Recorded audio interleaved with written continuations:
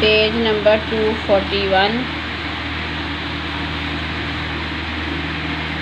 Convergence in a normed space. नॉन spaces में convergence जो है वो डिस्कस करने लगे। ये हमारा टॉपिक है। Let n be a normed linear space. नॉन लीनियर स्पेस है। ए कोई भी आपके पास एक सबसेट है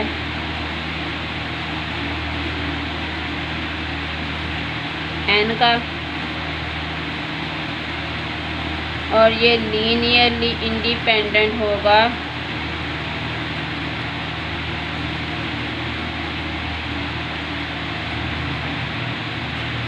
if for every choice of scalars. आप स्केलर्स की कोई भी चॉइस लें, a1 a2 up to an, और जब कभी भी आप ये लीनियर कम्बिनेशन बनाएं और ये लीनियर कम्बिनेशन हमेशा 0 के इक्वल हो जाए, और ये लीनियर कम्बिनेशन 0 के इक्वल उस वक्त पॉसिबल हो जब सारे के सारे ai जो हैं वो 0 हो जाएं, तब हम कहेंगे ये सेट जो है लीनियरली इंडिपेंडेंट है। मतलब 0 के अलावा कोई भी और स्केलर्स का सेट इस समेशन को 0 ना बना सके, तब हम कहेंगे कि ये स्केलर्स जो हैं, ये जो आपके पास सबसेट है इनका, ये लीनियरली इंडिपेंडेंट है। यानी कि ये कब लीनियरली इंडिपेंडेंट होगा? ये उस वक्त लीनियरली इंडिपेंडेंट होगा जब 0 के अलावा और कोई भी स्केलर्स का सेट जो है इस समेशन को 0 ना बना सके। देन वी से दैट कि ये सेट जो है लीनियरली इंडिपेंडेंट है।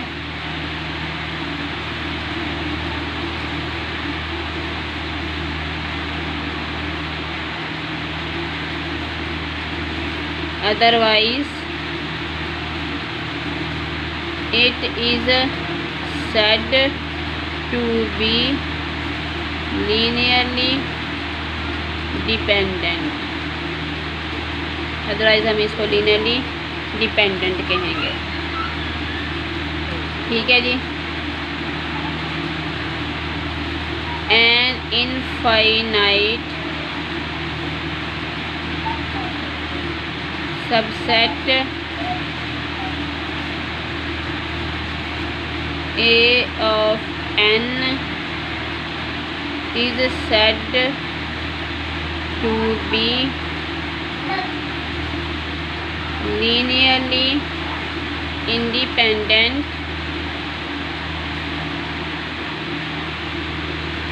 if every finite subset of A is linearly independent। अब इस में आपको बताया गया है कि इन्फिनिट सबसेट कब लीनियरली इंडिपेंडेंट होता है। तो कोई भी इन्फिनिट सबसेट उस वक्त लीनियरली इंडिपेंडेंट होता है जब उसका हर फाइनाइट सबसेट जो है वो लीनियरली इंडिपेंडेंट हो जाए, और उसका हर फाइनाइट सबसेट लीनियरली इंडिपेंडेंट हो जाए तब हम कहेंगे कि ये जो इन्फिनिट सेट है ये खुद लीनियरली इंडिपेंडेंट है।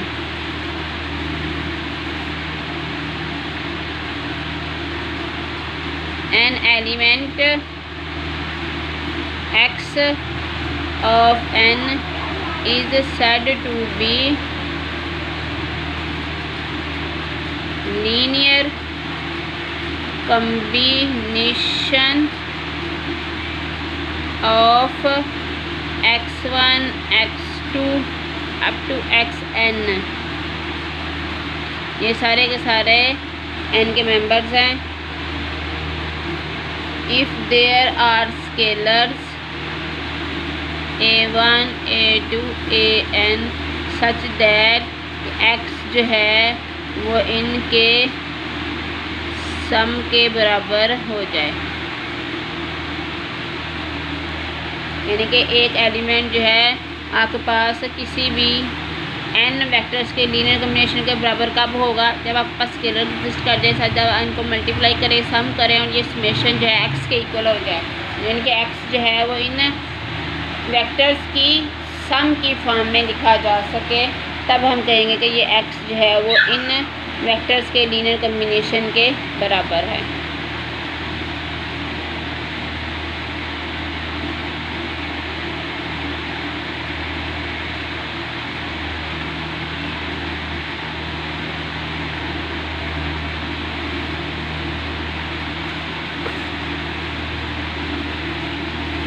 In the theory of normed spaces,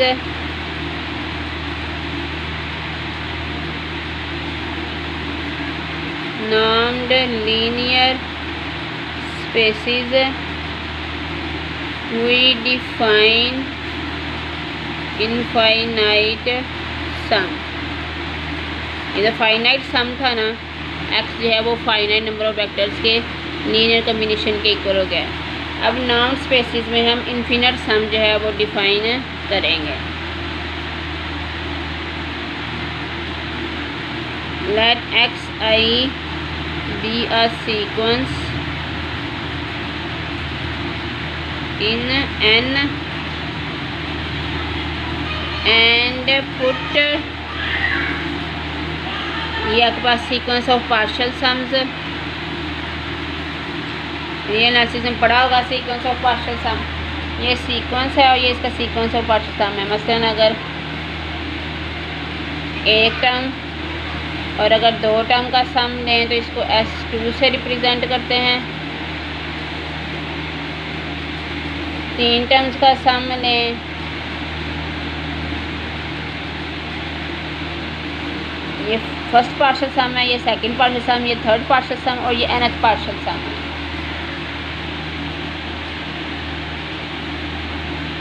दस Sn ये आपके पास क्या है?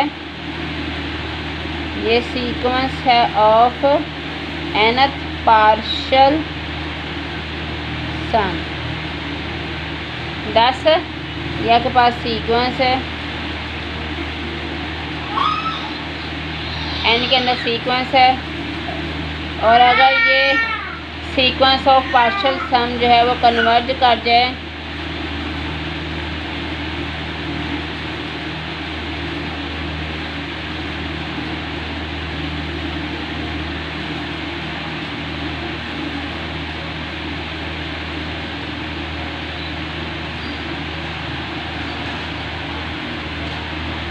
और अगर ये सीक्वेंस ऑफ पार्शियल सम जो है n के किसी पॉइंट को कन्वर्ज कर जाए तो उसके कन्वर्जेंस की डेफिनेशन क्या होगी? कोई भी एप्सिलॉन है तो आपके पास एक natural number n naught exist करेगा सच दैट कि Sn और इस x के दरमियान डिस्टेंस लेस देन एप्सिलॉन हो जाएगा for all n is greater than equal to n naught. ये सीक्वेंस ऑफ पार्शियल सम्स के कन्वर्जेंट होने की डेफिनेशन। तो इसका मतलब क्या है कि Sn जो है वो x को कन्वर्ज कर रहा है, यानी कि limit n approaches to infinity Sn जो है वो x के इक्वल है। ये सीक्वेंस ऑफ जो पार्शियल सम्स हैं इसकी लिमिट x है, और sequence of partial sum n approaches to infinity का मतलब क्या है? सीक्वेंस ऑफ पार्शियल सम ये है ना, तो इसमें n अप्रोचेस टू इन्फिनिटी का मतलब क्या है? x1 plus x2 plus x3।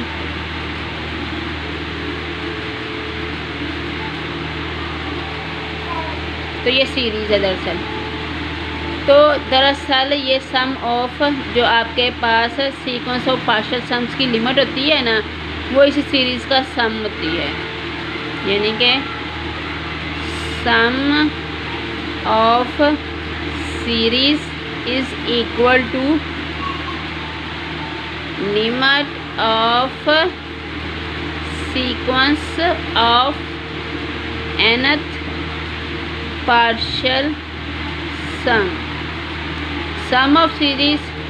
तो जब भी आपने किसी सीरीज़ का सम कैलकुलेट करना होगा तो इसका मतलब है कि आप उस सीरीज़ का nth पार्शियल सम्स का सीक्वेंस बनाएंगे, उसकी लिमिट कैलकुलेट करेंगे और उसकी जो लिमिट जो है वो इस सीरीज़ के सम के इक्वल होगी। तो सीरीज़ का सम कब एग्जिस्ट करता है? Sum of series exist when series is convergent. जब सीरीज़ कन्वर्जेंट होती है तब ही आपके पास उसका सम एग्जिस्ट करता है। और सीरीज़ कब कन्वर्जेंट होती है?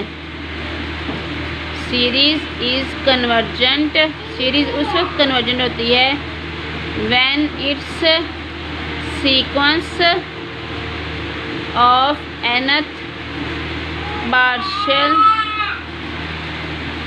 सम इज़ कन्वर्जेंट।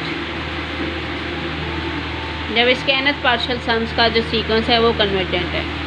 तो आपके पास कोई भी सीरीज़ कब कन्वर्जेंट होती है? जब उसके sequence of nth partial sum जो है वो कन्वर्जेंट हो और उस सीक्वेंस की जो लिमिट होती है वो सीरीज़ के सम के इक्वल होती है।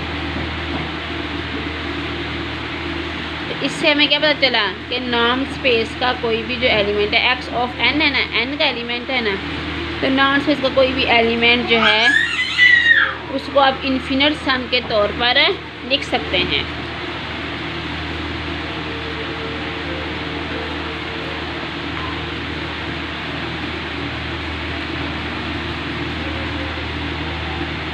A series x1 plus x2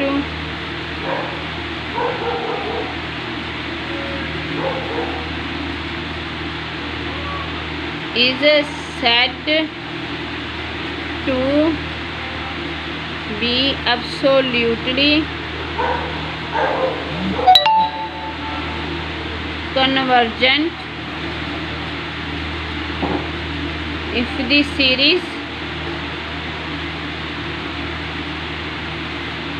x1 का नाम, x2 का नाम, xn का नाम plus up to so on is convergent. कोई भी सीरीज़ कब एब्सोल्युटली कन्वर्जेंट होती है? जब आप उस सीरीज़ की नाम लें और नाम का आप सीरीज़ बनाएं, और अगर वो कन्वर्जेंट हो जाए तब हम कहेंगे कि सीरीज़ जो है वो एब्सोल्युटली कन्वर्जेंट है।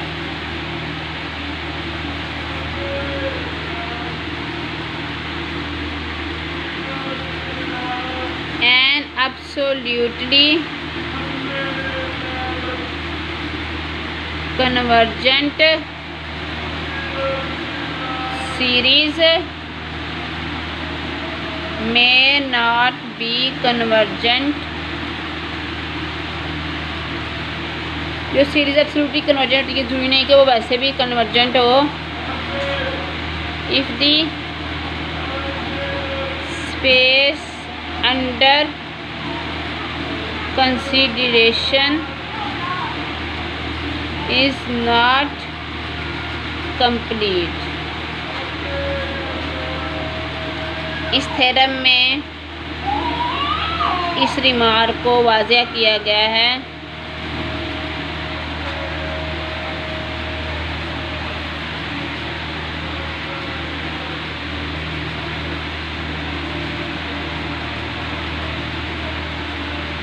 let summation n varies from 1 to infinity xn be an absolutely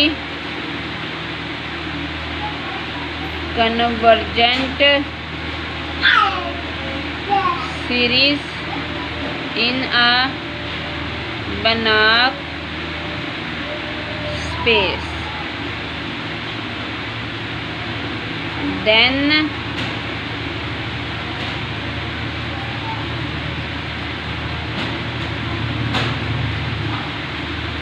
तो सीरीज़ फिर सिंपली भी कन्वर्ज करेगी। यानी कि अगर बनाक स्पेस है और उसमें कोई सीरीज़ एब्सोल्युटली कन्वर्जेंट है तो वो सीरीज़ जो है वैसे सिंपली भी कन्वर्ज करेगी। प्रूव करते हैं।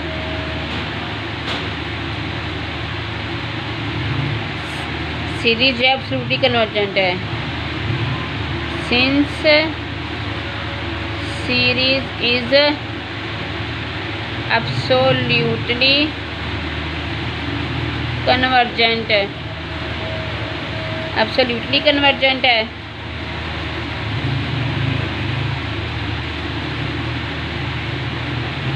इन बनाक स्पेस एन, बनाक स्पेस एन के अंदर एब्सोल्युटली कन्वर्जेंट है।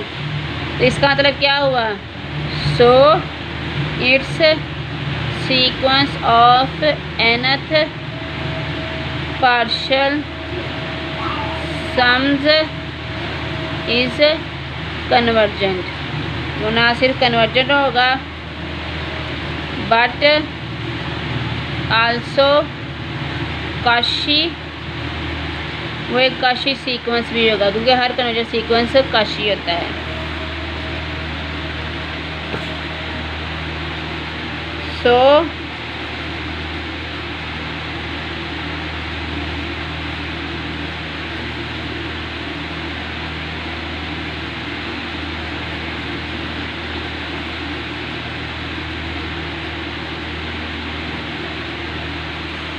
ये जो है आपके पास काशी सीक्वेंस होगा।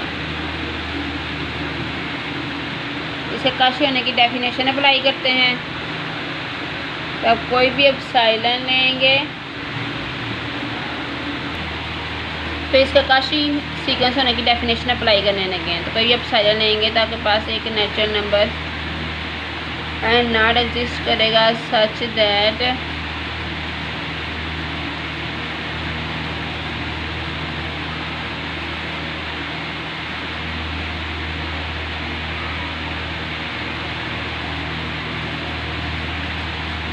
और m जो है वो n से ग्रेटर है। इसका मतलब क्या हुआ?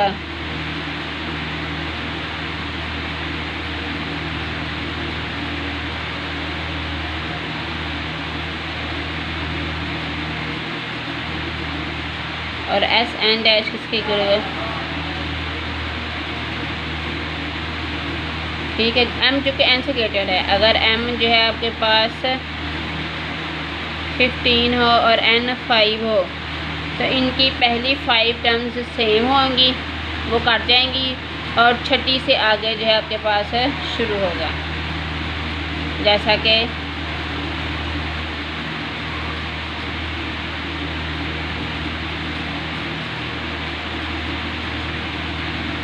ये अगर एस एम हो और ये एस एन हो तो एस एम में से एस एन निकालेंगे तो पहली 2 टर्म सेम है, वो कट जाएंगी और बाकी जो है वो 3 से शुरू होके m तक जाएंगी। 3 क्या है? n + 1। तो इन दोनों का डिफरेंस लेंगे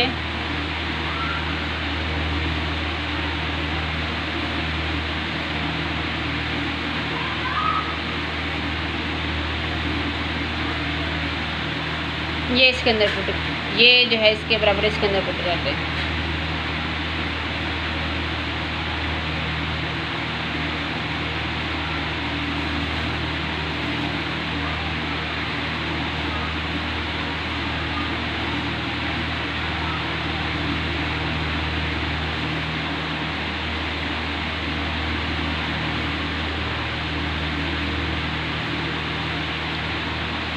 अब हम चाहते क्या हैं?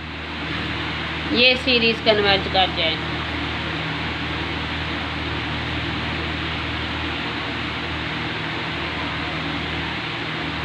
ये चाहते हैं। अब ये सीरीज कब कन्वर्ज करेगी? जब इसके सीक्वेंस हो तो nth पार्शियल सम वो कन्वर्ज कर जाएगा। तो हम ये एस एन लेते हैं, nth पार्शियल सम, और इसके सीक्वेंस को हम शो करेंगे कन्वर्जेंट है। अगर हम ये शो कर दें कि इसका सीक्वेंस काशी है और स्पेस चूँकि बनाक है तो सीक्वेंस ऑटोमेटिकली कन्वर्ज कर देगा। तो हम शो करेंगे कि ये सीक्वेंस है nth पार्शियल सम जो है ये काशी सीक्वेंस है।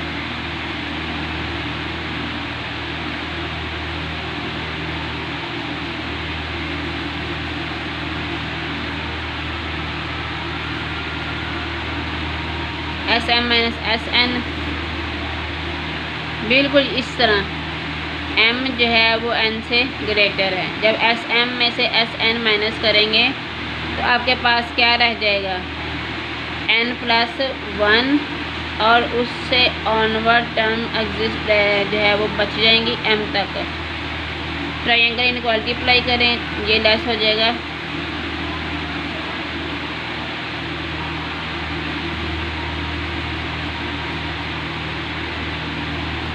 ठीक है जी।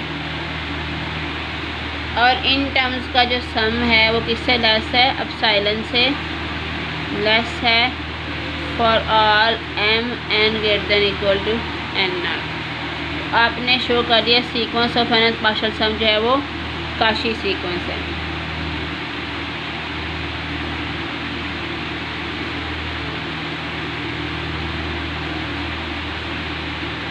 ठीक है जी। काशी सीक्वेंस है इन आप बनाक स्पेस n। बनाक स्पेस के अंदर ये काशी सीक्वेंस है। बनाक स्पेस कंप्लीट नॉन स्पेस है और कंप्लीट नॉन स्पेस में हर काशी सीक्वेंस कन्वर्जेंट होता है। इसका मतलब है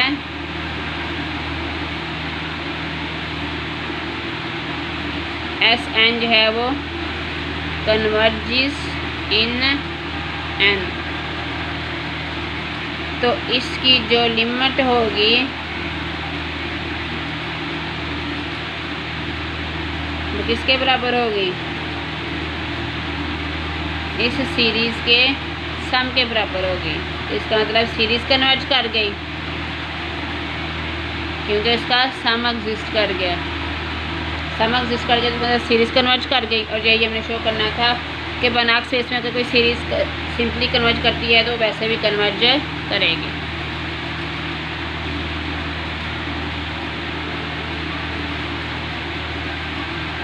नेक्स्ट थ्योरम है हमारे पास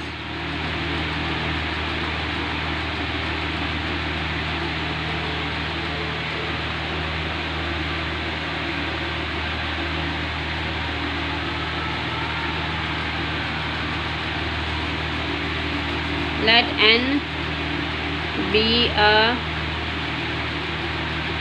normed linear space in which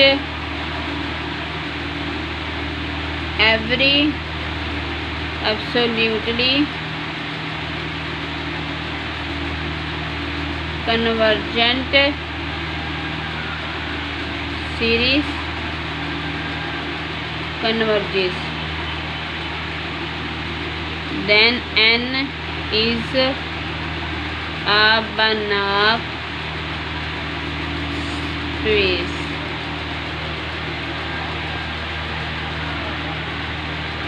statement क्या है? अगर कोई नॉन स्पेस है, नॉन लीनियर स्पेस है और ऐसी नॉन लीनियर स्पेस है कि जिसके अंदर हर एब्सोल्युटली कन्वर्जेंट सीरीज जो है वो सिंपली भी कन्वर्ज करती है। ठीक है जी। तो फिर ऐसी जो आपके पास स्पेस होती है वो बनाक स्पेस होती है। प्रूव करते हैं।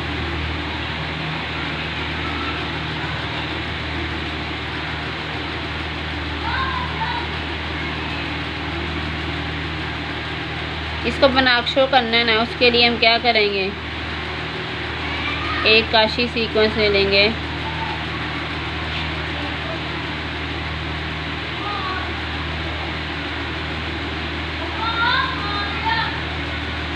n में से काशी सीक्वेंस ले लेंगे। ठीक है। अब इसके काशी होने की डेफिनेशन अप्लाई करने लेंगे। कोई भी आप एप्सिलॉन लें,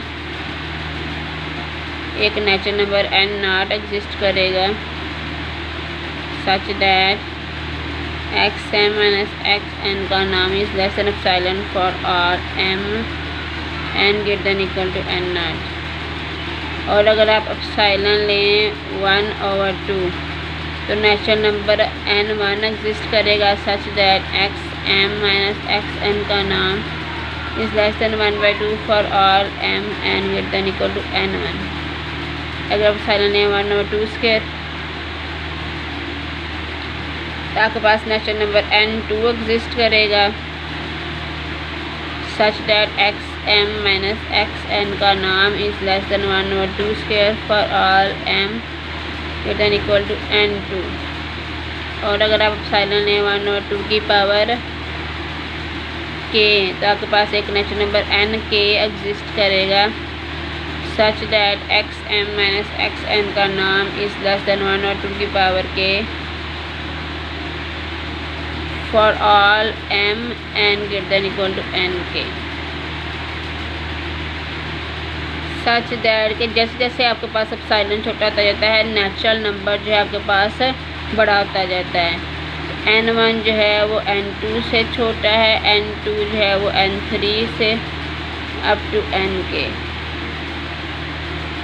ये नेचुरल नंबर्स का एक सीक्वेंस बन गया है। अब इस सीक्वेंस के कोरस्पोंड, इन नेचुरल नंबर्स के कोरस्पोंड हम काशी सीक्वेंस में से, इन नेचुरल नंबर्स के कोरस्पोंड हम इस काशी सीक्वेंस में से जहाँ जहाँ in natural numbers correspond entries होंगी वो हम चूज़ कर लेते हैं। xn1, xn2, xn3, xnk up to so on. ये आपके पास सब सीक्वेंस बन गया है। xnk ये सब सीक्वेंस बन गया है। Now we form subsequence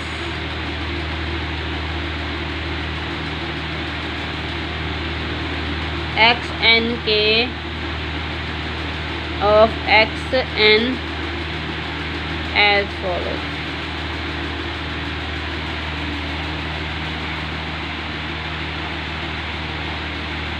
sk is equal to xnk, y1 is equal to s1 और yk जो है बराबर है sk माइनस sk माइनस 1। ठीक है जी, ये हम सब सीक्वेंस बनाने लगे हैं। y1 s1 के बराबर है और y2 कैसे आएगा?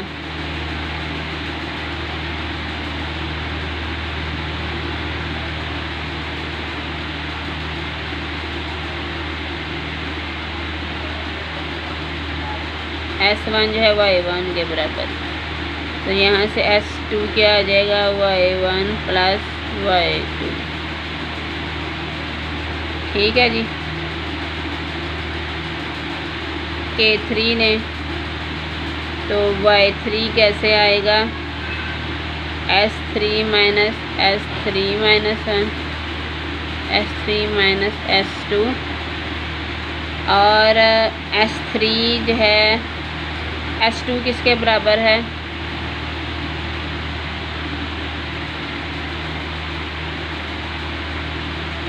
यहाँ से s3 क्या आ जाएगा? y3 plus y1 plus y2। ठीक है जी।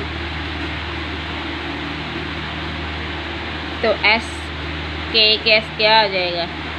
y1 plus y2 plus y3 up to yk। इस तरह से आप कंटिन्यू करें तो xk इसके बराबर आ जाएगा। और sk किसके बराबर है? xnk के बराबर है। अब हम yk का नाम लेने लगे हैं। yk का नाम बराबर है sk का नाम माइनस sk माइनस 1 का नाम। sk किसके बराबर है? xnk और xnk माइनस 1। अब ये सीक्वेंस की दो टर्म्स हैं, उनके दौरान डिस्टेंस जो है वो लेस देन एप्सिलॉन होगा।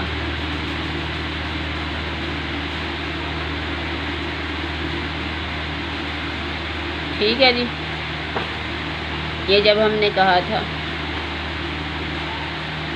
अगर n k है तो आपके पास यहाँ पर एप्सिलॉन 2k है, यहाँ पर n k माइनस 1 है तो एप्सिलॉन जो है 2 की पावर माइनस k माइनस 1 होगा। ठीक है जी। तो इसका मतलब है yk जो है वो इससे लेस है।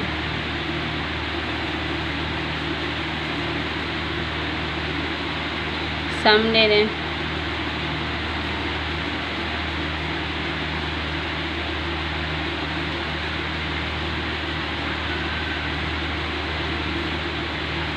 और ये जो है ये वाली सीरीज जो है ये 0 को कन्वर्ज करती है।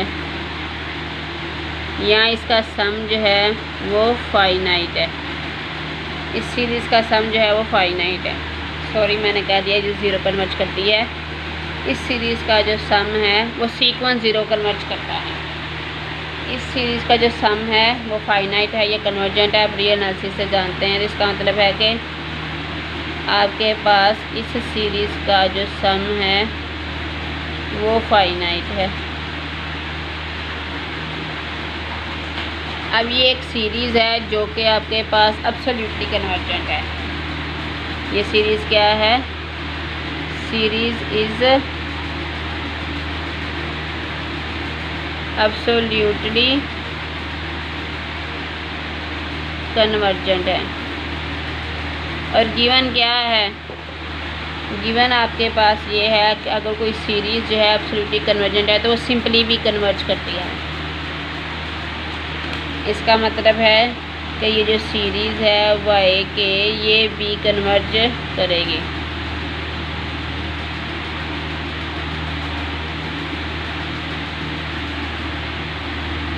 अगर ये सीरीज़ जो है वो आपके पास कन्वर्जेंट है जिसका मतलब है इसके सीक्वेंस ऑफ पार्शियल सम वो भी कन्वर्जेंट है।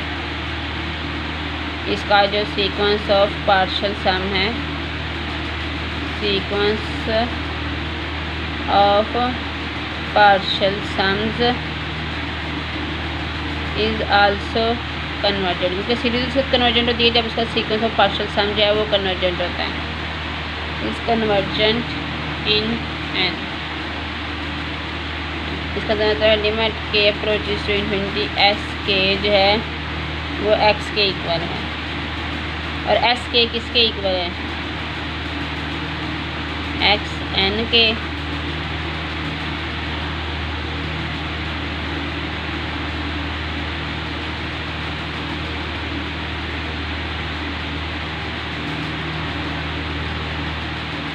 और एक्स एन के क्या है? ये सब सीक्वेंस है आपके पास काशी सीक्वेंस एक्स एन। और अगर आपके पास किसी काशी सीक्वेंस का कोई सब सीक्वेंस कन्वर्जेंट हो जाए इसका मतलब है कि वो फिर काशी सीक्वेंस भी कन्वर्जेंट होगा, is also convergent and converges to x. और उसी सेम लिमिट एक्स को कन्वर्ज करेगा।